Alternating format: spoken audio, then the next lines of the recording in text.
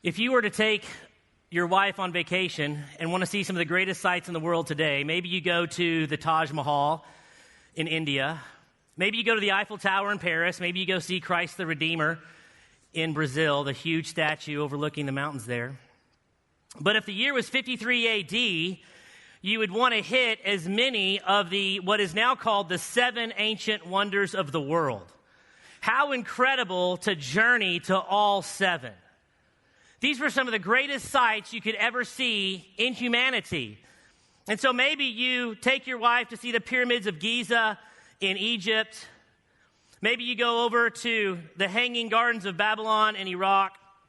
Maybe you go over to the statue of Zeus in Greece, or the tomb, a mausoleum of Halicarnassus in Turkey. Maybe you go back to Egypt to see the lighthouse of Alexandria, or you go see the Colossus of Rhodes. But the 7th was the most magnificent of them all. The glorious temple of Artemis. The glorious temple of Artemis. Over 60 years to build, marble shipped in from all over the world. It sets in Turkey in a city called Ephesus.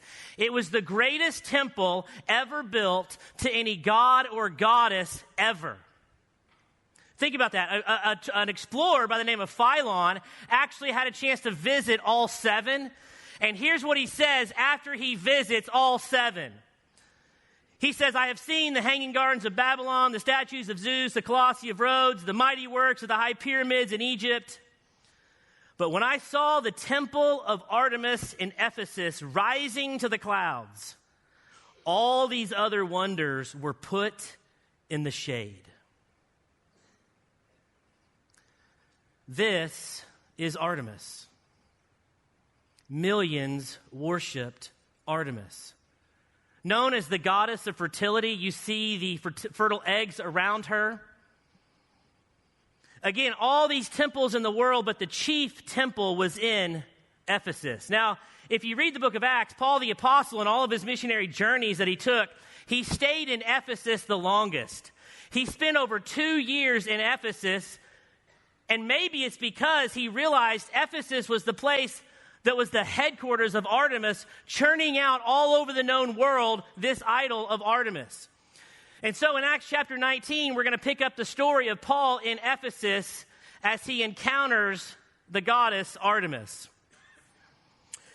After 2 years in Ephesus, there arose a great disturbance about the way. A silversmith by the name of Demetrius, who made his silver shrines of Artemis, brought in a lot of business for the craftsmen there. He called them together along with the other workers in the related trade. There's in Ephesus a silversmith by the name of Demetrius. He makes these idols of Artemis. And he's saying, wait a minute, our business is down. Why? Oh, the Apostle Paul is still here. It's been 2 years. He's drawing people away from worship of Artemis. Demetrius continues. He tells these other idol makers, you know, my friends, that we receive a great income from Artemis in this business. You see and hear how this fellow Paul has convinced and led astray large numbers of people in Ephesus. And practically not only in Ephesus, he's telling this message all over the province of Asia. I have actually heard him say, Artemis is not a goddess. Like, I have heard that from the mouth of Paul. Demetrius continues, there is danger not only of this trade of ours that would come into disrepute, but also that the temple of the great goddess Artemis might be counted as nothing, and that she may even be deposed from her magnificence, she whom all of Asia worships. And all of a sudden, these idol makers, they start chanting, great is Artemis of the Ephesians. Great is Artemis of the Ephesians. Great is Artemis of the Ephesians. And then they make their way to the theater, which holds 25,000 people. And after a period of a few hours, Demetrius and a few idol makers have gathered 25,000 people in this arena. Paul wants to go in. They're like, you can't go in. The disciples wouldn't let him. The passage says, for about 2 hours, they cried out with one voice, great is Artemis of the Ephesians. Great is Artemis of the Ephesians. Great is Artemis of the Ephesians. Great is Artemis of the Ephesians. And then the town clerk, who's the highest known official in the city, realizes this is not an okay moment. If Rome finds out that we've gathered They're going to think we're rioting against them and bring in a military. So the town clerk stands up and says, "Men of Ephesus, who is there who doesn't know the city of Ephesians that is the temple of the keeper of Artemis? Show me one person on planet Earth breathing that doesn't know we're the hub of Artemis. You have brought these men here who are neither sacrilegious nor blasphemers of the goddess. If therefore Demetrius and the craftsmen with him have a complaint against one another, the courts are open, there's proconsuls, let them bring charges against one another. But if you think anything further is going to happen here, it should be settled in a regular assembly." And when he said these things, he dismissed the assembly. Again, it's so telling what this town clerk says. "Men of Ephesus, who is there who doesn't know the city of Ephesians is the temple keeper of the great Artemis?" This is the greatest temple to any god or any goddess in the known world. So, to recap, Paul the Apostle spends 2 years in Ephesus. All of a sudden, Demetrius, the idol maker, realizes his occupation is getting lower and lower on the hierarchy, and people are stopped coming to him buying idols. He rallies 25,000 people, and then they disperse. I don't care who you were in 53 AD. If you were a disciple of Paul the Apostle, and someone told you one day Artemis will be worshipped no more, you wouldn't believe them. You couldn't fathom, not in your wildest of prayers would you ever think one day Artemis will be no more.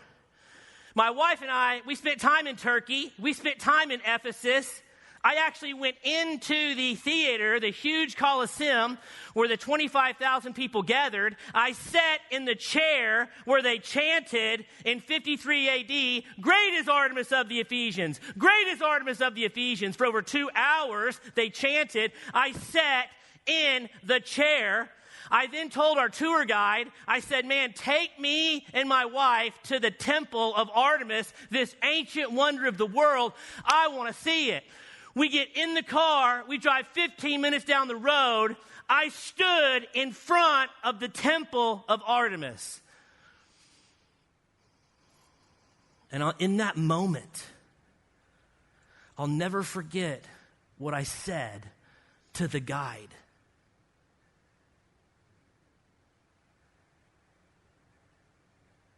"Where is it? Where is it?" And the guide said, "That's all that's left." I said, "Where?" He said, "Right there is the last remains of the mighty temple of Artemis." And as I looked to what he was pointing to a broken pillar barely coming out of the water with 2 turtles, one on top of the other. My wife snapped a picture. We call it 2 turtles on a broken pillar. 2 turtles on a broken pillar. Now, during that time, my wife and I were living in the Middle East in a country of 900,000 people with 8 known believers. And never in my wildest of prayers would I think one day Islam will be no more.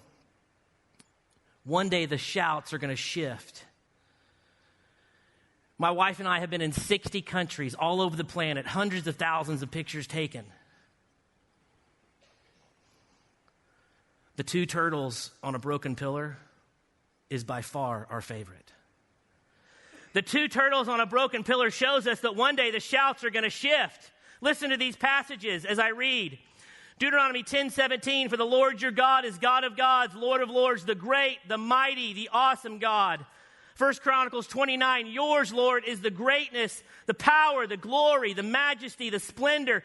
Everything in heaven and on earth is yours. Yours, Lord, is the kingdom. You are exalted, head over all." Philippians 2, "God exalted Jesus to the highest place and gave him a name above every name, even Artemis." This would sound crazy in 53 AD. "That at the name of Jesus, every knee should bow in heaven and on earth and under the earth." Yet today, there is 1.2 billion Muslims who wake up every morning and shout, La ilaha illallah wa Muhammad Rasulullah. There is one God, Allah, and you, Muhammad, are his prophet. 1.2 billion Muslims wake up and say, great is Allah. My wife and I sent the 2 turtles on a broken pillar picture to our missionary friends in the Middle East and said, one day Islam will be no more. Every morning, 950 million Hindus wake up and shout, great is Shiva, great is Ganesh, great is Hanuman. My wife and I sent the 2 turtles on a broken pillar picture to our missionary friends in India and said, one day Hinduism will be no more. Every morning, 650 million Buddhists wake up and shout, great is Buddha, great is Buddha, great is Buddha. My wife and I sent the 2 turtles on a broken pillar picture to our missionary friends in Cambodia and said, one day Buddhism will be no more. Every morning, 350 million Confucius wake up and shout, great is Confucius, great is Confucius, great is Confucius. My wife and I sent the 2 turtles on a broken pillar picture to our missionary friends in China. One day Confucianism will be no more. Every morning, 250 million Taoists wake up and shout, great is Lao Tzu, great is Lao Tzu. My wife and I again sent the 2 turtles on a broken pillar picture to our missionary friends in China and said, one day Taoism will be no more. Great is Artemis of the Ephesians. Great is Artemis of the Ephesians. Great is Artemis of the Ephesians. Never in their wildest prayers would they think the shouts had shifted so much.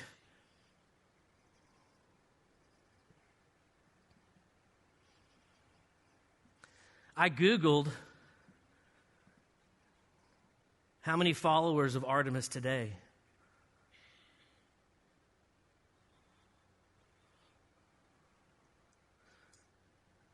Zero. Never in their wildest thoughts. God is shifting the shouts, even in our generation. Yet how do Christ's followers respond? When God invites us to engage in his mission to watch this transition take place, how do we respond? Here's another stat for you. 95% of Christians have never led someone to Christ. 93% have never tried. And I think we just get so afraid, don't we? Oh man, their beliefs, they're just entrenched in it for 3 generations. This has been the way they think. There's no way that my testimony could have power enough to change and save them. But God is inviting us to engage, to enter into the lives of people who maybe they don't believe like us. That's fine. You're going to be able to watch the shouts shift. I had the opportunity to speak at the largest Christian university in all of Canada. 5,000 students attend there. It was an incredible opportunity. I was scheduled to speak Tuesday morning for chapel, Wednesday morning for chapel, Thursday morning for chapel, and Beth Moore was closing for me Friday morning for chapel. I'm like, this is going to be epic. Did I tell you it's 5,000 students? Did I tell you it's the largest Christian university in all of Canada? So even though it's in the same time zone, I wanted to get there a day early just to get acclimated. And I show up Tuesday morning. I get there. I meet with the campus minister. And I was like, this place is incredible. He's like, yes, we are the largest Christian. I'm like, I know. I said, how many students go here? He said, man, right at 5,000. I was like, this is amazing. I said, where do you guys even meet for chapel? Where will we be meeting all week? He said, we're going to meet in the basketball arena. That's the only place that can hold us. I said, listen, numbers don't matter, but today they do. I said, about how many students will I be speaking to? And he said, did I not tell you in the email? For Missions Week, we make chapel optional. So we're praying for 200. I go in, I set up, I get up, I speak to 185 students. And I tell the 185, I said, man, wouldn't it be incredible if before you went off and started your career, you spent 5 years of your life in the Muslim, Buddhist, Hindu, Chinese, and tribal world? And that was my challenge as I left the stage. And as I left the stage, I pull off my mic, I walk over the side, and there's a line 8 deep of Canadian students. The first one, man, thank you for that message. That was incredible. I can't go overseas after college. I'm engaged to be married. The next one, man, thank you so much for that message. We totally loved it. It resonated. I can't go overseas. My parents would freak. The next one, wow, that was a powerful message. Thank you so much. I can't go overseas. I'm getting a master's. The next one, man, thank you so much. That was really incredible. I can't go overseas. I just don't feel called. The next one, man, thank you for that. That was really what I needed to hear. Man, this is just bad timing. I can't go overseas right now. I just signed a 2-year iPhone contract. And one over the other, one after another.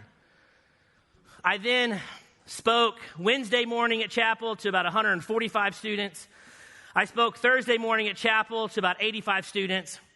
I then flew out Friday. And I didn't go back home. Instead, I flew out to Utah. I was scheduled to speak at a church in Salt Lake City, Utah that Sunday. I fly into the airport, I grab my rental, I plug in where I'm going, and the Google Maps says turn right on Temple Street. And I'm like, to where? To where does Temple Street lead? And I realized First and Temple is the largest Mormon temple in the world. And I was like, I want to go. I want to go get a selfie in front of the largest Mormon temple in the world. So I drive over to First and Temple, get out, pop a selfie. I then look over right to the left of the largest Mormon temple in the world is a 3-story building the size of this church, but it's all glass. And etched in glass, it says, Mormon Welcome Center. I want to go. I want to be welcomed by Mormons in Utah. I mean, how sweet would that be? Maybe an angel gets its wings. We just don't know what happens when that happens. So I walk over to the Mormon Welcome Center. I open the door and I yell, "Good Mormon!" Top of the Mormon to you. 20 of the best dressed, nicest looking, seemingly best educated people came walking towards me. One of them peels off and she starts talking to me. She's like, "Hi, my name's Rachel. How can I help you?" And I'm like, "Rachel, how did you wind up here?" And she's like, "What do you mean?" I said, "How did you wind up here?" She says, "Well, every Mormon has to give 2 years of their life after they graduate to a mission trip. And a letter comes from the church telling us where we're stationed." And I'm like, "You guys get a letter from the church and you go there no matter where?" She's like, "Yeah." I said, "What's the letter say?" She gets in her purse, pulls the letter out, and says, "This is the letter. It's the most important thing I own." I held the letter. I read the letter. I then drive 40 minutes south to Provo, Utah, where Brigham Young University is. I was scheduled to speak at Brigham Young University. Brigham Young University is the largest Mormon university in the world. There's a handful of Christ followers on campus. We were speaking to them of how to have a ministry. I'm literally pulling into Provo, Utah. I'm looking where Brigham Young is, and all of a sudden I look to the left, and I see this building. And what caught my attention was the sign on the building. The sign said, "The Missionary Mall."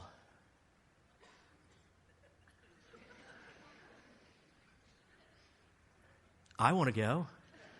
I want to go to the Missionary Mall. What beautiful things could one purchase at a place called the Missionary Mall?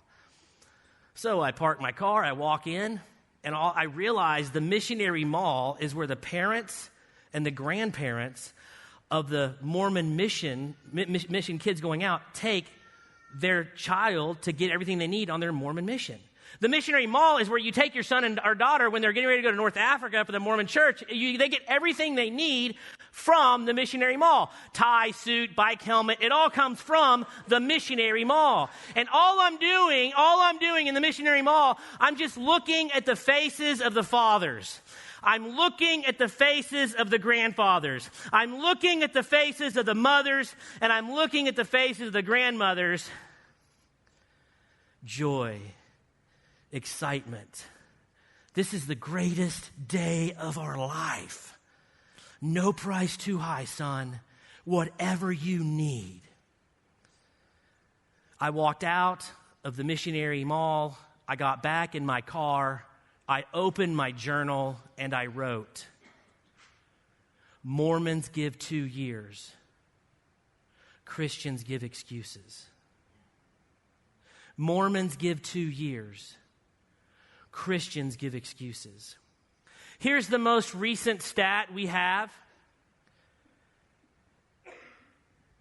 If your son or daughter or grandson or granddaughter decides they want to be missionaries, the newest stat we have is 99.5% of all Christian parents will spend the next 6 months trying to talk their children out of it.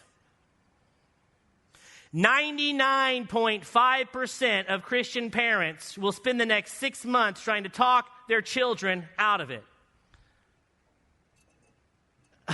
I mean, are you sure? Is this for you? You've never traveled even. This just sounds so weird coming from you. You don't even wear Toms. How are you going to be a missionary? Like, this is just weird. Did you tell your dad?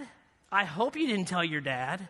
Your dad's going to freak. I'm kind of handling this okay, but your dad's going to, you didn't even, we spent all this time and money and this energy raising you that you would be wasted on the foreign field.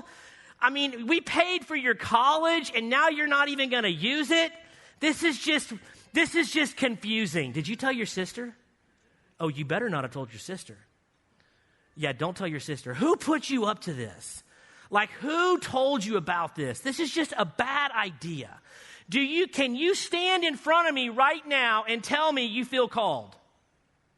Like you had a clear call. Do you doubt? If you doubt, you can't go. If there is one small piece of doubt in your life, you need to stay here, live with us, and work at Starbucks. You cannot doubt.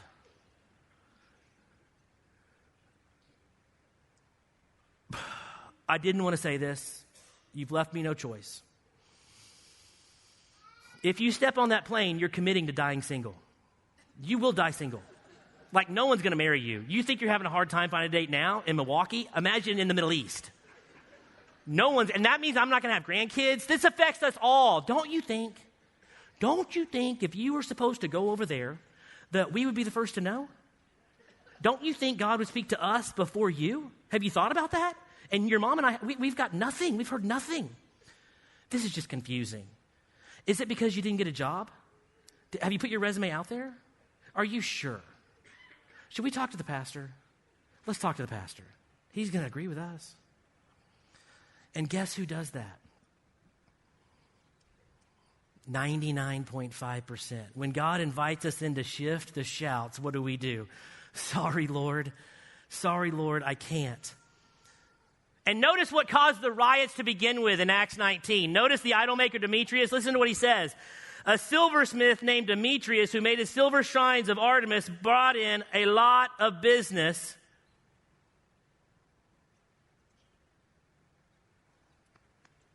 His money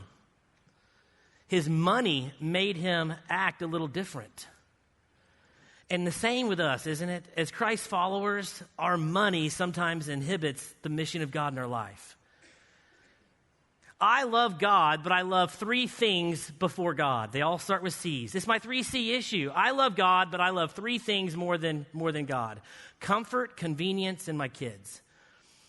Okay, those are my three issues, okay? I love God, but I got my comfort, my convenience, my kids, and the savings. Is that a C? Savings. I love my savings. And so what happens is God invites me in to shift the shouts, but I ask God, does it affect how I live and how I give and how I raise my kids? Yes. Engaging my mission to reach the nations affects how you live, how you give, and how you raise your kids. Then please, Lord, have me excused. I'm sure there's someone else who's interested and gifted for this. This is just not for me. And we justify our inactivity. We justify our inactivity. There was a scholar who wrote an article. He was a Greek goddess scholar, and he wrote an article on the history of Artemis. I received the journal the article was in. I read the article he wrote on the great goddess Artemis, the last line of this Greek scholar on what happened to the worship of Artemis, and I quote,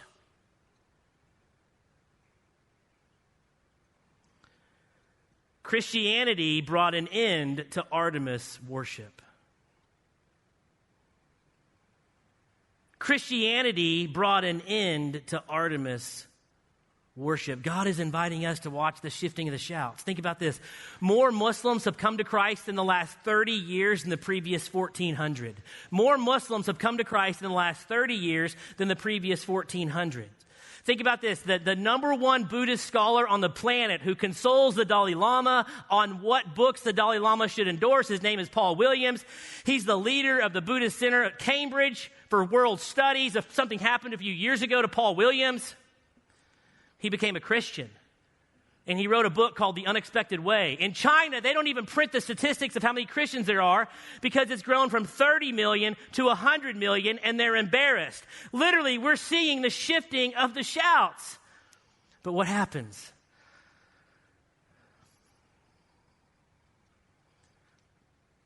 We still have a ways to go. Here's a map of the world. This map is called the 1040 window. It's 10 degrees up from the equator, 40 degrees up from the equator, and it stretches across Asia and the Middle East. In this box, every major world religion began. 65 countries are in this box. Roughly 3.1 billion people reside in this box. And 88% of every person breathing in the box will live and die and never shake hands with a Christian. 88% of those will live and die and never shake hands with a Christian. If you're a Christ follower, you're responsible to help shift the shouts in the box.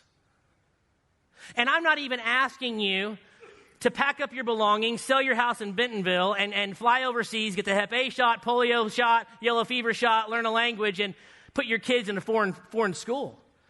I'm saying you can reach the 1040 window by looking at who your kids are playing soccer with, because there's Muslims on our team. You can look around you at who you're working with, because guess what? In your office, there's Buddhists. You can look at your neighborhood, because guess what? There are Hindus. I mean, we have an opportunity to shift the shouts without even leaving our zip code. Yet so many, so often, say nothing. And God invites us in, and we say, sorry, Lord, if this affects how I live and how I give and how I raise my kids, I can't. But meanwhile, God invites us in. This afternoon, I know you have a lot going on, but I want to invite you back for a few hours. We're going to look practically.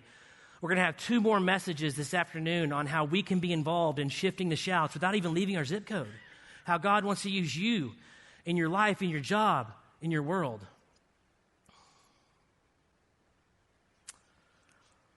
We have 5 kids.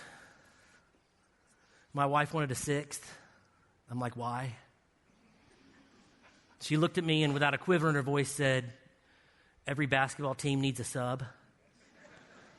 And when you think about it, it's true. Every basketball team needs a sub. And so we decided to have our 6th, and in doing this, we decided to adopt from China. And so we brought him home last year in August, little Noble. He's 5. But before we went to China, we realized it was going to be crazy when we brought him home. And we just thought, let's just take a family vacation somewhere just to get out, get away before we fly to China. And, you know, we're a Christ-following homeschool family who live in Fayetteville, Arkansas. So where do you go? The Ark. They found it. It's in Kentucky. They were way off, man. They were looking in Sinai. I mean, how embarrassing is that?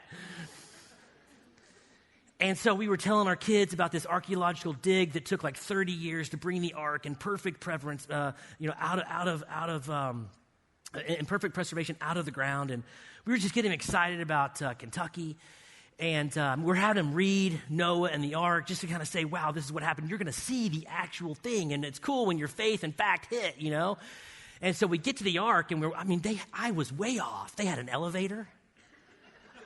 I'm like, what? My son comes up to me, Dad, why do they have a gift shop? Like there was 8 people on the boat. My other son's like, only God knows. That's what you ask him in heaven.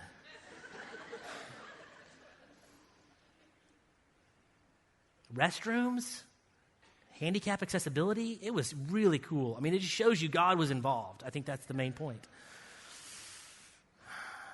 We stayed at a hotel by the ark, and that morning I went downstairs for breakfast. My wife stayed up in the room with our 5 kids, and as I went downstairs for breakfast, you know, if you've ever adopted or you know someone who's adopted, for like the 15 months of the adoption process, that's like all you talk about. You know what I'm saying? It's like, oh, we're adopting. No way. Well, since you want to talk about it, I will. And that's all you talk about is adopting. And so I was downstairs having breakfast. The waitress comes over. She's like, what brings you to Kentucky? And I was like, well, we're actually leaving here and going to China to get our son. I said, we're adopting. And as she's refilling my coffee, she asked me a question that confused me. She asked me a question that shocked me. She asked me a question that I couldn't even answer. As she's refilling my coffee, she leans in and says, does he know you're coming for him? I said, excuse me, ma'am? She said, your son in China, does he know you're coming for him? He has no idea. He has no idea that I've spent $34,000. He has no idea that I've spent 15 months in background checks, FBI checks, tax returns. He has no idea that he has 5 siblings desperately ready to love him. He has no idea that he has a college fund right now in his name. He has no idea that in 21 days he's going to be stamped a new citizen of this magnificent country and be afforded every right and privilege this great country allows. He has no idea he has a father. But I'm coming for him. I'm coming for him. And we talk as Christians about the second coming, but I just want to tell you right now, half the world's never heard of the first. And they're shouting, great is Allah, great is Ganesh, great is Shiva, great is Hanuman. But I promise you this, the shouts will shift to great is our God. And so, Father, that's our prayer this morning, is that we would participate in the greatest thing we could give our lives for, and that is to watch the shifting of the shouts move from other gods and other idols that we know, you tell us, they're not even gods at all, to watching people everywhere worship and praise you, specifically across the 1040 window. Amen.